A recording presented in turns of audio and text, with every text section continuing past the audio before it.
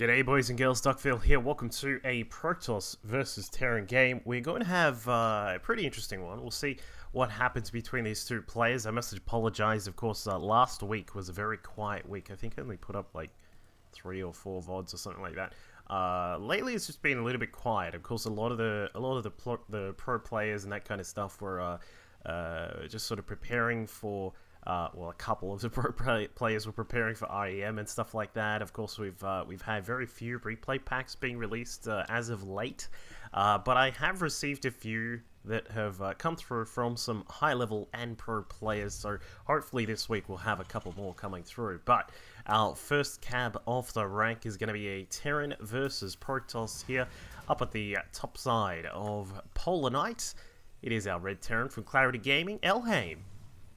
Now, Elhaym, as we have seen quite a few times before, is a really versatile Terran player. When I watch his stream, I see him do all sorts of things. He plays a little bit of mech every now and then, plays, of course, a wonderful bio style that generally is very centered around some really good multi-pronged harass with drops and that kind of stuff. And it's one thing that I really do admire when I watch his stream, because you know, multi-pronged stuff can be quite difficult to execute, and to execute properly, of course, is to put it on another level. So it is always good to check out his stream and see how he does his stuff.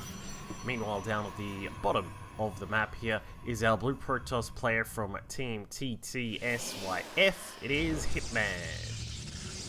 And I'm sure many people will know Hitman. He's been a very top, I guess, top-end player on the NA server, and has been he's taken down quite a few names. I believe, if memory serves me right, he has taken down Scarlet a couple of times and a couple of other really high-level Zerg players in particular. He tends to favor really simple gateway aggression. It's never I've only ever really casted him going to sort of mid, late, and late game a few times. Generally, he tends to favor 2-base stuff, and you know, to his credit, does it very well. There's a few times where I've seen Hitman sort of do his very standard thing of playing a gateway style off 2 bases, and I kind of think, well, you know, ex-opponent, whoever he's playing against, has seen it coming, and surely knows that Hitman does tend to favor this kind of stuff. How is he going to make this work? And he makes it work. It's really interesting to when you do practice something enough, and you sort of get used to how it works, and you get used to the different sort of the different paths that can happen from the style that you're playing. You can even beat people who can see it coming and who can try and prepare for it. But we'll see what Hitman is going to do here. Of course, his natural is being blocked off by Elhaym's eBay, which is of course the building of choice when you're trying to block off. Builds very quickly, has a lot of health, and is very cheap for that cost. So it is a good decision to always use that eBay if you can. Like, some Terran players, even though they'll have a chance to do it, the eBay block, they don't. Generally, if you're going for a specific build or something like that, people will kind of just ignore it and just want to stick with their plan.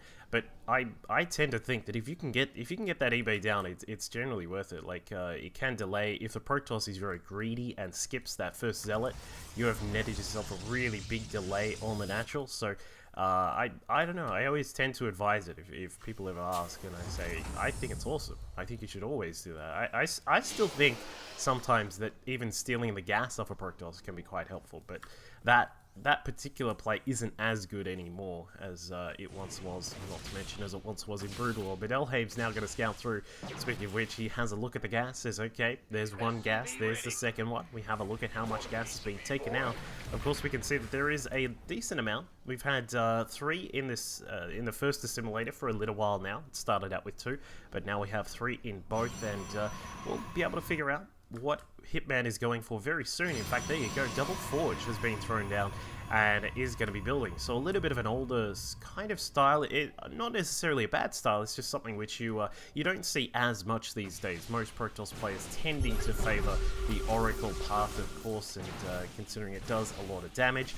But with the double upgrades that you get here, a very old school build that I believe it was Creator started this kind of build back in GSL a little while ago in Code S, and did really well, getting double upgrades out. You get 1-1 on Zealots, so one armor of 1 weapons, and they will slice through Marines very quickly.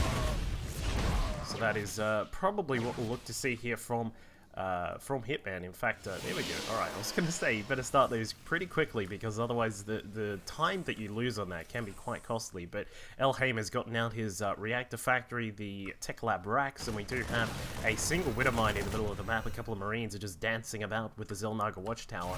The sentry comes along, and of course this is a very risky kind of play. I'm assuming the Hitman did register when that widow mine took a shot, but you still got to be very careful, especially with sentries these days, with the damage that these guys do. As you can see, 25 damage plus 35 versus shields, so they rip apart many of the gateway units. In fact, I'm pretty sure they just one-shot, yeah, they one-shot every single gateway unit, and or they do now. They didn't before. They didn't one-shot stalkers before. Anyway, we do have Hellions now coming through. Hitman's going to block off the main base, but unfortunately for him, that means that the Hellions are free to run rampant through the natural base. Mothership Core dropped the... it doesn't have enough energy for the overcharge, so Elhaym gets a ridiculous amount of damage done here. As we can see, the Widow Mine is there as well. Does get detected by the cannon that was just built, but still, a lot of damage done here by Elhaym. A total of 19 worker kills have been taken out by our Terran player from Clarity Gaming.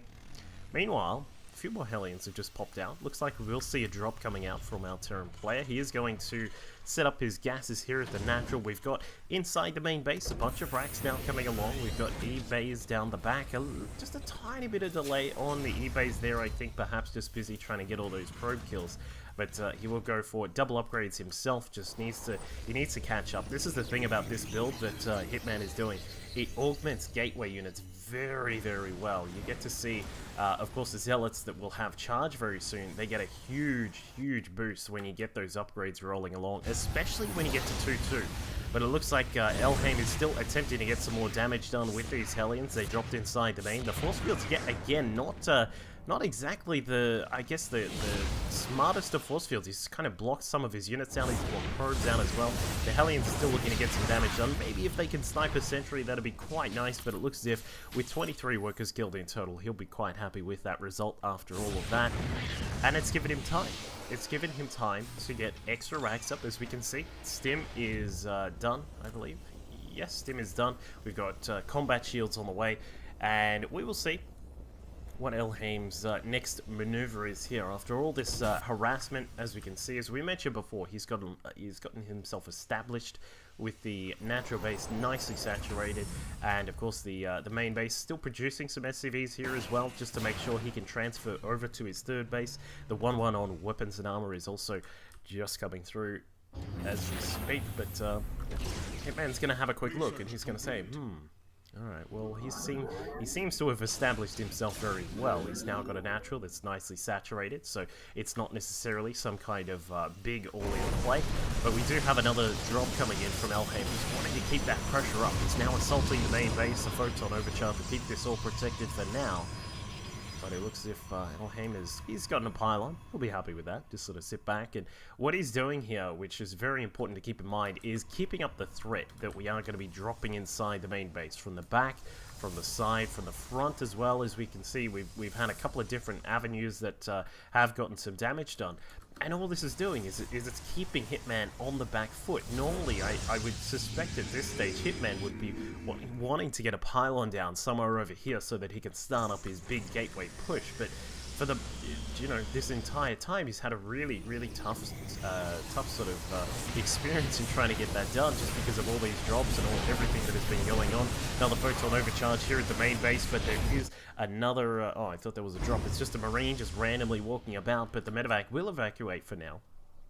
Just trying to make sure you can keep those units up and running. Another double drop proceeding through the left-hand side of the map. Elhaym now with the third base is pushing himself into a very comfortable position. What we'll see from here are a lot more racks will come up. We'll probably get those ghosts coming through as well. Yeah, there they are.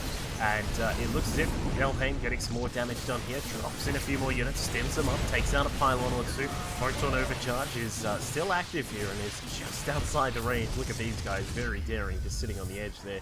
And, oh, there we go. Hitman comes across to what could be a fourth base of Elhaym, drops down a pylon, and it looks to get ready for his big gateway push. But you know, with all this aggression, Elhaym has been given all the time in the world. We've got a lot of Marauders out. The Marine count is a little bit lower, but that's all good because of course Marines are very exposed when it comes to these kind of Templar builds. But as you can see, Hitman now trying to get in here and get some work done, but these guys have actually fortified themselves inside the racks and the Twilight Council that's there. But Hitman now wants to put the aggression back on his opponent to make it fall back and try and have to defend back at home.